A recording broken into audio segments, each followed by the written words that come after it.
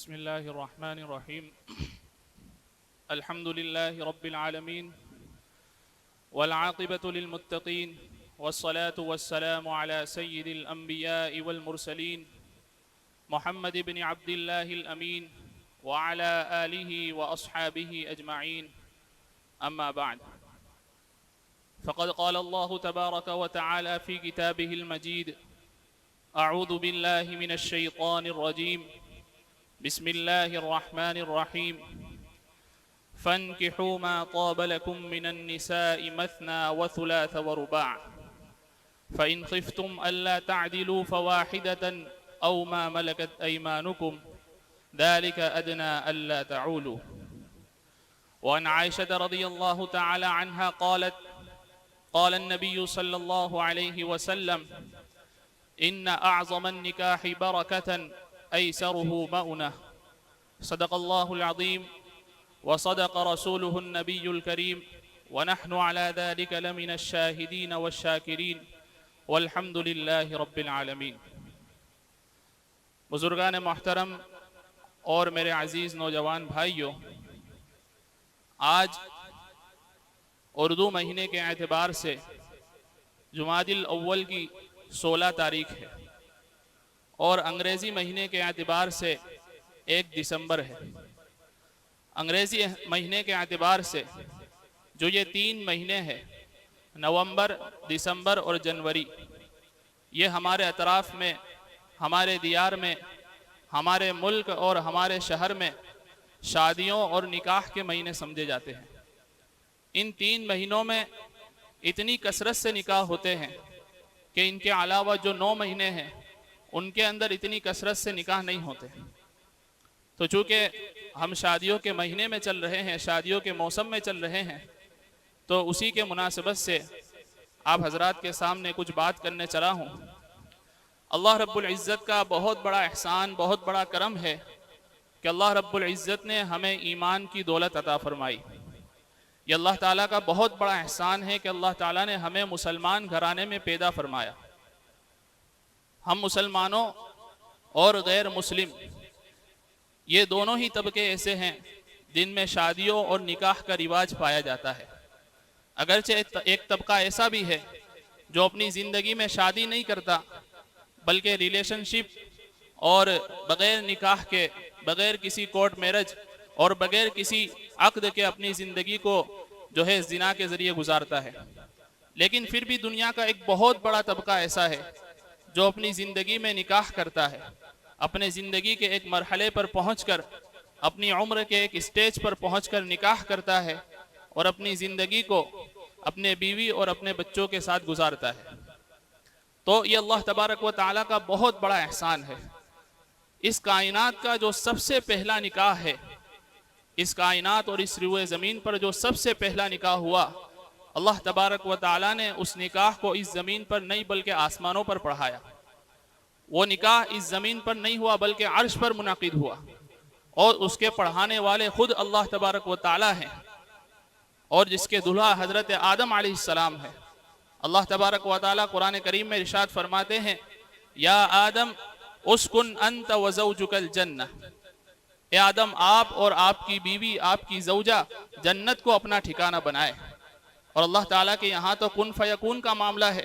قرآن کہتا ہے: انما امرہ اذا اراد شیئا ان یقول له کن فیکون. کہ اللہ تعالیٰ کا تو معاملہ ایسا ہے کہ اللہ تعالیٰ جب کسی چیز کا ارادہ کرتے ہیں، جب کسی چیز کو بنانا چاہتے ہیں یا کسی چیز کو بگاڑنا اور ختم کرنا چاہتے ہیں، تو اللہ تعالیٰ فرماتے ہیں کن، تو ہو جا، تو وہ اپنے آپ ہو جاتی ہے. ہماری طرح اللہ تعالیٰ کو کسی چیز کے کرنے کی ضرورت نہیں پڑتی. اللہ تعالیٰ تو رب العالمین ہے، تمام جہانوں کے اور تمام چیزوں کے رب ہے. تمام کی تمام چیزیں اللہ رب العزت کے حکم کے تابع ہے. اللہ تعالیٰ انہیں حکم دیتے ہیں تو ہو جا، تو وہ خود بخود ہو جاتی ہے. تو یہاں پر بھی اللہ تعالیٰ نے ارشاد فرمایا: یا آدم اسکن انت وزوجک الجنہ. یا آدم، آپ اور آپ کی زوجہ، یہاں اللہ تعالیٰ نے زوجہ فرمایا، آپ کی بیوی یہاں اللہ تعالیٰ کا فرمانا تھا، اور وہاں پر حضرت آدم علیہ السلام کا نکاح ہو گیا.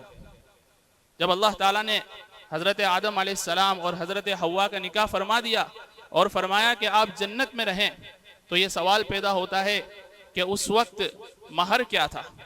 مسلمانوں اور غیر مسلموں کے نکاح میں ایک بڑا فرق پایا جاتا ہے۔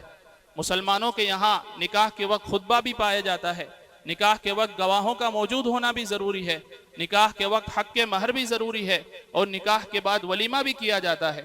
اور غیر مسلموں میں یہ تمام کی تمام چیزیں نہیں کی جاتی۔ یہ فرق ہے مسلمان اور غیر مسلم کے نکاح میں، ایک مسلمان اور ایک غیر مسلم کی شادی میں یہ بڑا فرق پایا جاتا ہے۔ تو سوال پیدا ہوتا ہے کہ اس وقت گواہ کون بنا تھا؟ تو اس وقت علماء نے فرمایا کہ اس وقت جو مجلس میں فرشتے موجود تھے وہ اس نکاح کے گواہ بنے ہیں، اور حضرت آدم علیہ السلام نے مہر کیا ادا کیا، کیونکہ اس وقت کوئی کرنسی اور پیسوں کا رواج تو تھا نہیں۔ دنیا کا پہلا انسان اور پہلی عورت بنی ہے، پہلا مرد اور پہلی عورت وجود میں آئی ہے۔ اس وقت پیسوں کا، کرنسی کا، ڈالر کا، پاؤنڈ کا کوئی رواج نہیں تھا۔ سونا اور چاندی تھا جنت میں، لیکن اس کا وہ کانسیپٹ اور وہ خیال اور وہ تصور نہیں تھا جو اس وقت پایا جاتا ہے۔ تو اس وقت حضرت آدم علیہ السلام کا مہر کیا تھا؟ علماء نے لکھا ہے کہ اللہ رب العزت نے نکاح فرمانے کے بعد حضرت آدم علیہ السلام سے فرمایا کہ آدم، آپ کی نسل میں جو سب سے آخری نبی آنے والے ہیں، آپ کی نسل میں جو سب سے آخر الزمان نبی آنے والے ہیں، خاتم الانبیاء جناب محمد رسول اللہ صلی اللہ علیہ وسلم، آپ ان پر 10 مرتبہ درود شریف پڑھیے، یہ آپ کا جو ہے مہر ہے حضرت حوا کے لیے۔ اس سے معلوم ہوتا ہے کہ آپ اللہ تبارک و تعالیٰ کے یہاں جناب محمد رسول اللہ صلی اللہ علیہ وسلم کا کیا مرتبہ ہے۔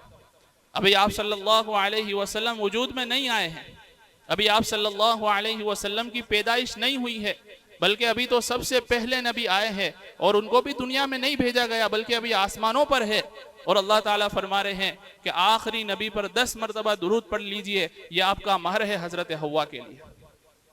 تو اللہ تبارک و تعالیٰ کے یہاں آپ صلی اللہ علیہ وسلم کا یہ مقام اور یہ مرتبہ ہے، اور اس سے یہ بھی معلوم ہوتا ہے کہ درود پاک پڑھنے کی کتنی زیادہ فضیلتیں ہیں۔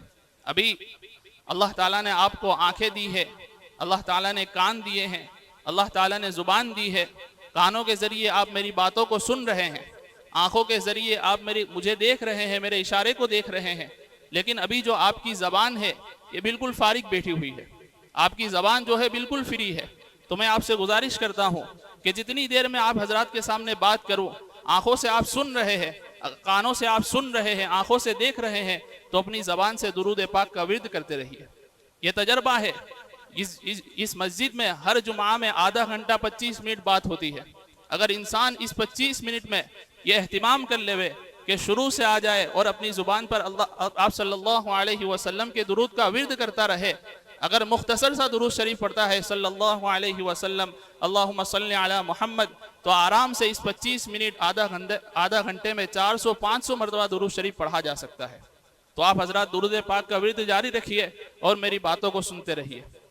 تو اللہ تبارک و تعالیٰ نے یہ پہلا نکاح فرمایا، اور اس سے یہ بھی پتہ چلتا ہے کہ یہ نکاح کتنا عظیم ہے کہ اس دنیا کو جب بنایا گیا تو بنانے کے بعد جو سب سے پہلے حضرت آدم علیہ السلام اور حضرت حوا کو پیدا کیا تو ان کا نکاح فرمایا، اور قیامت تک جب تک مسلمان جاری رہیں گے یہ نکاح ہوتا رہے گا، گویا دنیا کے بننے سے لے کر آخر زمانے تک یہ نکاح کا عقد چلتا رہے گا۔ اور ایک تیسری چیز سمجھ میں آتی ہے کہ حق کے مہر دینا کتنا زیادہ ضروری ہے۔ اس وقت کرنسی کا کوئی رواج نہیں تھا، پھر بھی اللہ رب العزت نے حضرت آدم علیہ السلام کے ذریعے حق کے مہر ادا کروایا، اور مہر میں آپ صلی اللہ علیہ وسلم پر درود پڑھوایا۔ تو حق کے مہر دینا اتنا ضروری ہے۔ آج مسلمانوں کے یہاں یہ غلیظ اور بیکار رسم چل پڑی ہے کہ شادی کے بعد اپنی بیوی سے مہر کو معاف کرایا جاتا ہے۔ جب دلہن گھر پر آ جاتی ہے، میاں صاحب آتے ہیں، دلہے صاحب آتے ہیں، اپنا روب جماتے ہیں، اپنا دبدبا جماتے ہیں، اور دلہن سے کہتے ہیں کہ حق کے مہر کو معاف کر دیجیے۔ اس بیچاری کو تو پتہ ہی نہیں ہوتا کہ مہر لینا بھی ہے یا معاف کرنا ہے۔ ہماری عورتوں میں اتنی دینی بیداری نہیں ہے کہ انہیں پتہ چلے کہ یہ میرا حق ہے، میاں معاف کرواتا ہے، وہ بیچاری معاف کر دیتی ہے۔ حق کے مہر دینا کتنا ضروری ہے میں آپ کو بتاتا ہوں۔ اللہ رب العزت نے حضرت موسیٰ علیہ السلام کا واقعہ تفصیل سے ذکر فرمایا۔ قرآن کریم میں حضرت موسیٰ علیہ السلام کے شادی کے اور نکاح کے واقعے کو ذکر فرمایا۔ اللہ تعالیٰ ارشاد فرماتے ہیں وَلَمَّا وَرَدَ مَاءَ مَدْيَنَ، جب حضرت موسیٰ علیہ السلام نے فرعون سے نجات پائی، فرعون سے چھپ کر اور فرعون سے بچ کر، اس کے درباریوں سے، اس کے سپاہیوں سے بچ کر مصر سے نکلے ہیں۔ حضرت موسیٰ علیہ السلام مدین کی بستی میں آئے ہیں، اور مدین کی بستی میں آ کر دعا فرمائی، اور جس راستے سے مدین کی بستی میں آئے ہیں اس راستے پر ایک کنواں تھا۔ قرآن کہتا ہے وَلَمَّا وَرَدَ مَاءَ مَدْيَنَ، جب حضرت موسیٰ علیہ السلام کنویں پر پہنچے ہیں، مدین کے کنویں پر پہنچے ہیں، تو کیا دیکھتے ہیں؟ وَجَدَ عَلَيْهِ أُمَّةً مِّنَ النَّاسِ يَسْقُونَ، کہ ایک امت کو، ایک جماعت کو، ایک بھیڑ کو پایا کہ اس کنویں پر بھیڑ لگی ہوئی ہے۔ اور کیا دیکھتے ہیں؟ وَوَجَدَ مِن دُونِهِ مُمْرَأَتَيْنِ تَذُودَانِ، دو عورتوں کو دیکھا، دو نوجوان لڑکیوں کو دیکھا کہ اس بھیڑ سے ہٹ کر الگ سائٹ میں کھڑی ہوئی ہے، اپنی بکریوں کو اور اپنے ریوڑ کو لے کر الگ کھڑی ہوئی ہے۔ قرآن کریم یہاں پر اشارہ کرتا ہے کہ عورتوں کا کردار کیا ہونا چاہیے۔ وہاں پر جو ہے مردوں کی بھیڑ تھی، مردوں کی جماعت کنویں پر لگی ہوئی تھی، اور پاکیزہ، دو پاکیزہ نیک خاتون تھی، وہ بھیڑ سے ہٹ کر الگ کھڑی ہوئی ہے۔ قرآن کریم اشارہ کرتا ہے، چونکہ میں شادی کے متعلق بات کر رہا ہوں، تو آج ہم اپنے شادیوں کے ماحول کو دیکھیں، آج ہم اپنے شادیوں کے منڈپ اور شادی کے ہال کو دیکھیں کہ وہاں پر مردوں اور عورتوں کا کیسا اختلاط پایا جاتا ہے، مرد اور عورت کیسے ملے جلے نظر آتے ہیں۔ قرآن اس بات کی طرف اشارہ کر رہا ہے کہ مرد حضرات الگ ہونے چاہیے، عورتیں الگ ہونی چاہیے، اور آج ہماری شادیوں کا کیا حال ہے؟ پتہ ہی نہیں چلتا مردوں کا مجمع ہے یا عورتوں کا مجمع ہے، سمجھ میں نہیں آتا مردوں نے اپنے آپ کو عورت سمجھ لیا ہے یا عورتوں نے اپنے آپ کو مرد سمجھ لیا ہے۔ قرآن تو ہمیں یہ تعلیم دیتا ہے کہ مردوں کا مجمع الگ ہونا چاہیے اور عورتوں کا مجمع الگ ہونا چاہیے، مردوں کے آنے کا راستہ بھی الگ ہونا چاہیے، عورتوں کے آنے کا راستہ بھی الگ ہونا چاہیے۔ بہت سی شادیوں میں دیکھا جاتا ہے کہ مردوں کے کھانے کا انتظام الگ ہوتا ہے، عورتوں کے کھانے کا انتظام الگ ہوتا ہے، لیکن ان کے جہاں آنے جانے کا جو راستہ ہے وہ ایک ہی بنا ہوا رہتا ہے۔ آنے جانے میں ہماری مسلم مائیں بہنیں اور ہمارے مسلم مرد حضرات ایک دوسرے کے سامنے آ جاتے ہیں، اور شادیوں میں کیسے بن سور کر آتے ہیں وہ تو آپ حضرات کو معلوم ہی ہے۔ قرآن کریم یہاں پر ہمیں اشارہ کر رہا ہے کہ مردوں کا مجمع الگ ہونا چاہیے، عورتوں کا مجمع الگ ہونا چاہیے، عورتوں کو یہ سمجھنا چاہیے کہ ہمیں مردوں کے مجمع سے الگ رہنا ہے۔ موسیٰ علیہ السلام جب مدین پہنچے ہیں تو وہاں پر دو نیک خاتون عورتوں کو پایا ہے، وَوَجَدَ مِن دُونِهِ مُمْرَأَتَيْنِ تَذُودَانِ، کہ مردوں کے مجمع سے الگ ہٹ کر کھڑی ہوئی ہے۔ آگے قرآن کہتا ہے حضرت موسیٰ علیہ السلام کو سمجھ میں نہیں آئے کہ کیا ماجرا ہے۔ حضرت موسیٰ، قرآن کہتا ہے قَالَ مَا خَطْبُكُمَا، حضرت موسیٰ علیہ السلام ان دونوں عورتوں کے پاس، دو نیک بیویوں کے پاس گئے اور فرمایا قَالَ مَا خَطْبُكُمَا، تمہارا کیا معاملہ ہے، تم الگ کیوں کھڑی ہے؟ انہوں نے فرمایا لَا نَسْقِي، قَالَتَا لَا نَسْقِي حَتَّى يُصْدِرَ الرِّعَاء، فرمایا کہ ہم پانی نہیں پلاتی، ہم لوگ پانی نہیں پلاتے ہیں جب تک یہ مردوں کا مجمع یہاں سے ہٹ نہ جائے۔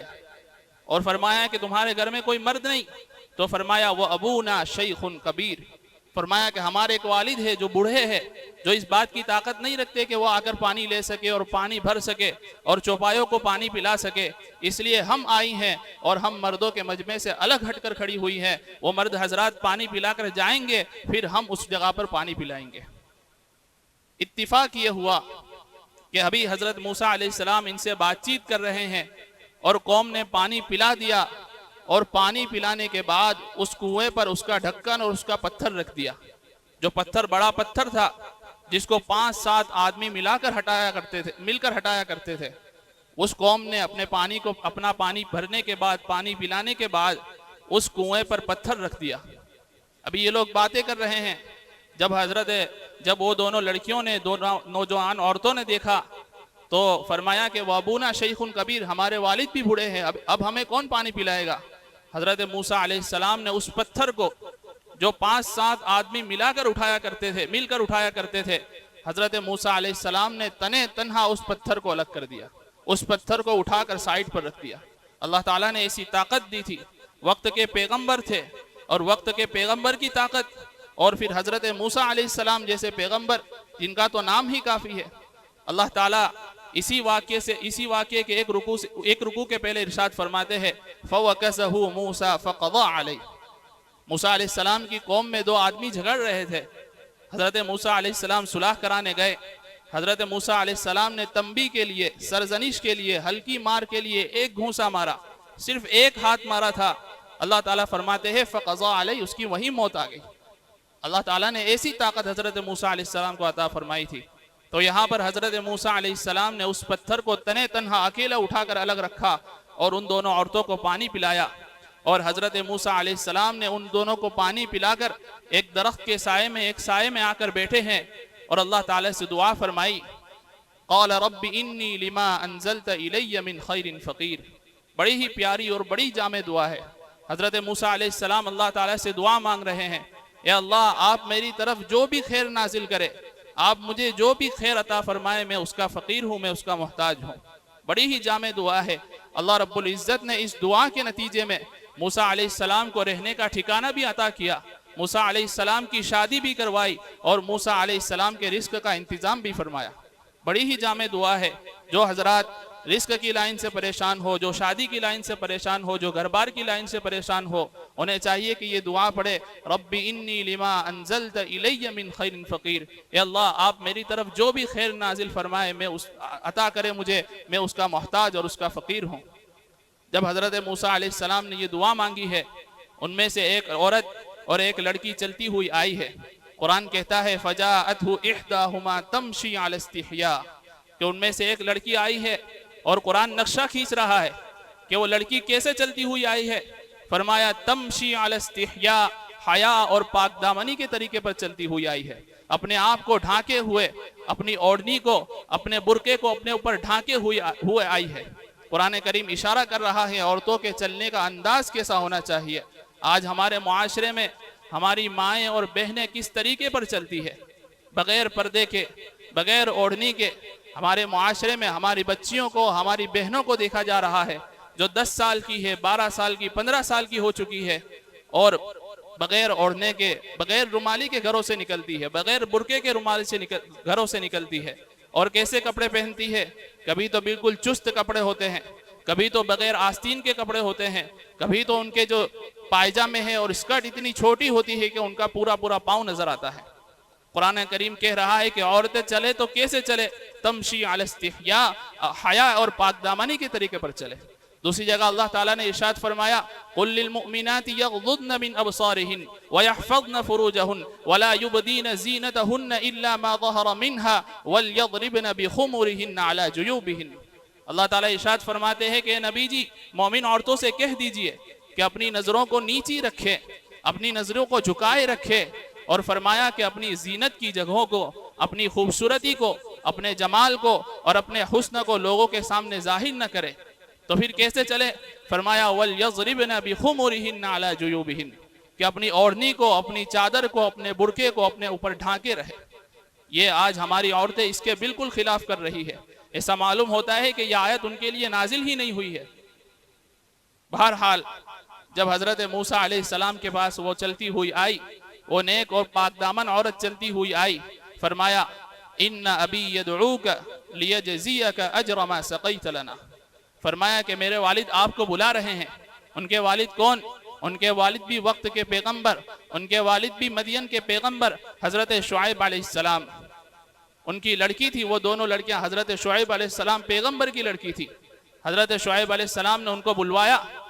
ان کی ایک لڑکی حضرت موسیٰ علیہ السلام کو بلانے کے لیے آئی اور حیا اور پاک دامنی کے طریقے پر بلانے آئی۔ مفسرین نے یہاں پر لکھا ہے جب وہ بلانے آئی اور حضرت موسیٰ علیہ السلام چلے ہیں تو چلنے کا انداز بھی لکھا ہے کہ موسیٰ علیہ السلام نے فرمایا کہ آپ میرے پیچھے چلیں گی اور میں آپ کے آگے چلوں گا۔ حالانکہ ہونا یہ چاہیے کہ موسیٰ علیہ السلام ابھی چند گھنٹے پہلے مدین میں آئے ہیں، نہ یہاں کے راستوں سے واقف ہے، نہ یہاں کے گلی اور کوچوں سے واقف ہے، نہ یہاں کی سڑکوں اور لوگوں سے واقف ہے، لیکن موسیٰ علیہ السلام کیا فرما رہے؟ میں آگے چلوں گا اور آپ میرے پیچھے چلیں گی۔ کیوں؟ کیونکہ میں غیر محرم، آپ میرے لیے غیر محرم، میں آپ کے لیے اجنبی، آپ میرے لیے اجنبی، اس لیے میں آپ کے آگے چلوں گا اور آپ میرے پیچھے چلیں گے۔ تو پھر راستہ کیسے پتا چلے گا؟ مفسرین نے لکھا ہے کہ حضرت موسیٰ علیہ السلام نے فرمایا کہ جب دائیں مڑنا ہو تو آپ دائیں طرف کنکری کو پھینکنا، میں دائیں طرف مڑ جاؤں گا، اور بائیں طرف مڑنا ہو تو بائیں طرف کنکری کو پھینکنا، میں بائیں مڑ جاؤں گا۔ یہ ہے موسیٰ علیہ السلام کا کردار۔ قرآن کہتا ہے کہ یہی کردار مردوں کا ہونا چاہیے۔ قرآن نے فرمایا قُلْ لِلْمُؤْمِنِينَ يَغُضُّوا مِنْ أَبْصَارِهِمْ وَيَحْفَظُوا فُرُوجَهُمْ۔ قرآن کہتا ہے کہ اے نبی جی مومن مردوں سے کہہ دیجئے کہ اپنی آنکھوں کو جھکائے رکھے۔ آج اگر محلے سے یا گلی کوچے سے ایک عورت گزر جائے تو ایک بندہ ایسا نہیں ملتا کہ اپنی آنکھوں کو نیچی رکھے، ہر ایک کی آنکھیں اس کی طرف دوڑتی ہوئی نظر آتی ہے۔ تو یہ قرآن کریم کی آیت ہمارے لیے نازل نہیں ہوئی، اللہ تعالیٰ نے بڑی سخت آیت نازل فرمائی۔ اخیر میں اللہ تعالیٰ ارشاد فرماتے ہیں واللہ خبیر بما تعملون، کہ اللہ تعالیٰ جو تم کام کر رہے ہو اس سے باخبر ہے، تمہاری نگاہوں کی خطاؤں سے اللہ تعالیٰ باخبر ہے کہ تم اپنی نگاہوں سے کن کو دیکھ رہے ہو۔ تو ہمیں چاہیے کہ ہم اپنی نگاہوں کو نیچی رکھیں۔ حضرت موسیٰ علیہ السلام چلے ہیں اور حضرت شعیب علیہ السلام کے پاس پہنچے ہیں۔ قرآن کہتا ہے حضرت شعیب علیہ السلام کے پاس پہنچنے کے بعد حضرت موسیٰ علیہ السلام نے اپنا پورا واقعہ بیان فرمایا۔ فلما قص علیہ القصص، جب حضرت موسیٰ علیہ السلام نے اپنے پورے واقعے کو بیان فرمایا، حضرت شعیب علیہ السلام نے فرمایا لا تخف نجوت من القوم الظالمین۔ حضرت موسیٰ علیہ السلام سے حضرت شعیب علیہ السلام نے فرمایا کہ آپ گھبرائے نہیں، آپ ڈرے نہیں، آپ نے فرعون اور اس کے درباریوں اور اس کے سپاہیوں سے نجات پالی ہے، آپ نے ان ظالموں سے نجات پالی ہے۔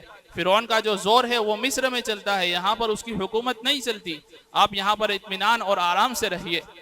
جب حضرت شعیب علیہ السلام نے دیکھا کہ یہ وقت کے نبی ہونے والے ہیں، یہ نیک انسان ہے، تو فرمایا انی ارید ان انکحک احدی ابنتی ہاتین علی ان تأجرنی 8 حجج۔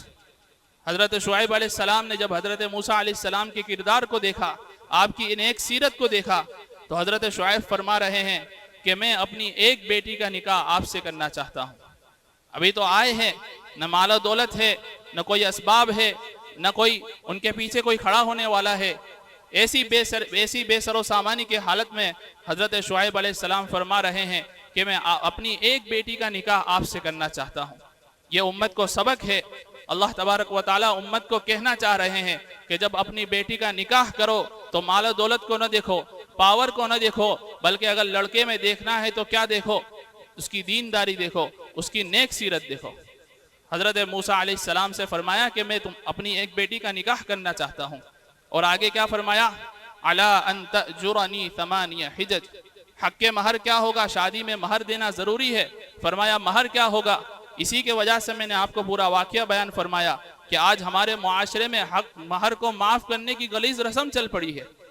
حضرت موسیٰ علیہ السلام سے وقت کے پیغمبر حضرت شعیب فرما رہے ہیں علی ان تأجرنی 8 حجج، کہ تمہیں 8 سال میری خدمت کرنی پڑے گی، 8 سال میرے گھر کا کام کرنا پڑے گا، اور 8 سال میرے یہاں اجرت پر رہنا پڑے گا۔ جو 8 سال کی اجرت ہے وہ میری بیٹی کے نکاح کا مہر ہے۔ آگے ارشاد فرمایا علی ان تأجرنی 8 حجج فإن أتممت 10 فمن عندک۔ فرمایا 8 سال تو ضروری ہے، 8 سال تو تمہیں خدمت کرنی ہی ہے، اور اگر تم اپنی طرف سے 10 سال خدمت کرتے ہو تو پھر وہ تمہاری طرف سے ہوگا، وہ تمہاری طرف سے زیادہ مہر ہوگا۔ حضرت موسیٰ علیہ السلام نے 10 سال حضرت شعیب کی خدمت کی ہے، اور 10 سال کے بعد اپنی اہلیہ حضرت صفورہ کو لے کر چلے ہیں، اور اللہ تعالیٰ نے راستے میں نبوت عطا فرمائی ہے۔ تو یہ حق کے مہر ہے۔ میاں جو ہے اپنی بیوی سے حق کے مہر کو معاف کرا دیتا ہے۔ آپ کہیں گے کیا حق کے مہر معاف نہیں کرا سکتے؟ تو بھائی حق کے مہر معاف تو کرا سکتے ہیں، معاف کرانے سے معاف بھی ہو جائے گا، لیکن اس کے کچھ اصول اور کچھ آداب ہیں۔ علماء نے اس کے کچھ اصول طے کرے ہیں کہ اس اصول کے مطابق معاف کرایا جائے تو پھر حق کے مہر معاف ہوگا۔ وہ اصول کیا ہے؟ علماء فرماتے ہیں کہ جب بیوی گھر میں آئیں تو جو حق کے مہر طے ہوا ہے وہ مہر لا کر اس کے ہاتھ میں دے دیا جائے، اور اس سے کہا جائے کہ یہ اللہ اور اس کے رسول کی طرف سے آپ کا حق ہے، آپ کے پاس سے نہ میں اسے واپس لے سکتا ہوں، نہ میرے والدین لے سکتے ہیں، نہ آپ کے والدین لے سکتے ہیں، نہ دنیا کا کوئی مرد اور نہ دنیا کا کوئی شخص آپ سے لے سکتا ہے۔ اسے آپ جہاں چاہے استعمال کر سکتے ہیں، چاہے اپنے لیے استعمال کرے، چاہے تو اسے حفاظت سے رکھ دیں، چاہے تو اسے گلی کوچے میں پھینک دیں، آپ کو جو کرنا ہے کر سکتے ہیں۔ یہ تمام اصول اپنانے کے بعد اگر وہ عورت آپ کو مہر دوبارہ دے دیتی ہے تو پھر حق کے مہر آپ کا معاف ہوگا، اور اگر خدا نہ خواستہ آپ نے مہر ادا نہیں کیا تو قرآن کہتا ہے من بعد وصیۃ یوصی بہا او دین، جب آپ کا انتقال ہوگا تو آپ کی بیوی کا قرض آپ کے ذمے میں یہ مہر باقی ہوگا، آپ کی وراثت میں سے سب سے پہلے اس کو مہر دینا پڑے گا، اس کے بعد آپ کی وراثت تقسیم ہوگی۔ تو یہ اسلامی نکاح ہے. اسلامی نکاح کے اندر مہر اتنا اہمیت کا حامل ہے. مہر جو ہے اسلامی نکاح میں واجب ہے. اور اسلامی جو نکاح ہے اس کے اندر 6 چیزوں کا پایا جانا ضروری ہے. اسلامی نکاح میں 6 چیزیں ہیں. اگر 7ویں چیز آپ داخل کرتے ہیں تو وہ آپ کی طرف سے ہے, اسلامی نکاح کے اندر شامل نہیں ہے. کتنی چیزیں؟ 6 چیزیں ہیں. 2 ہے اس کے اندر فرض, 1 ہے واجب اور 3 سنتیں ہیں. پہلا فرض کیا ہے؟ ایجاب اور قبول, آفر اور ایکسیپٹ, جسے کہا جائے انگلش میں آفر اور ایکسیپٹ. لڑکی والے آپ سے کہے ہم نے لڑکی دی, اور لڑکا کہے میں نے قبول کر لیا. ایجاب اور قبول یہ ہے فرض ہے, اس کے علاوہ نکاح نہیں ہو سکتا. اور دوسرے ہے 2 گواہوں کا موجود ہونا ضروری ہے, اس کے بغیر بھی نکاح نہیں ہو سکتا. اور تیسری چیز جو واجب ہے, جس کے بغیر نکاح تو ہو جائے گا لیکن اس کو ادا کرنا ضروری ہے, وہ ہے مہر. حق کے مہر ادا کرنا ضروری ہے. اور 3 چیزیں سنت ہے. پہلی چیز ہے خطبہ نکاح کا ہونا, نکاح کے وقت جو خطبہ پڑھا جاتا ہے وہ سنت ہے. دوسری چیز ہے چھواروں کا بانٹنا. آپ صلی اللہ علیہ وسلم سے یہ ثابت ہے کہ جب نکاح ہوا تھا آپ صلی اللہ علیہ وسلم نے چھواروں کو تقسیم کیا تھا. اور تیسری چیز سنت جو ہے وہ ولیمہ ہے. ان 6 چیزوں کا نام اسلامی نکاح ہے. اگر اس کے علاوہ آپ 7ویں چیز داخل کرتے ہیں تو وہ آپ کی طرف سے ہے, اسلام کا اس سے کوئی لینا دینا نہیں ہے. اللہ تعالیٰ مجھے بھی اور آپ کو بھی عمل کی توفیق عطا فرمائے. اللہ تعالیٰ اسلام کے مطابق نکاح کرنے کی توفیق عطا فرمائے. وآخر دعوانا ان الحمد للہ رب العالمین.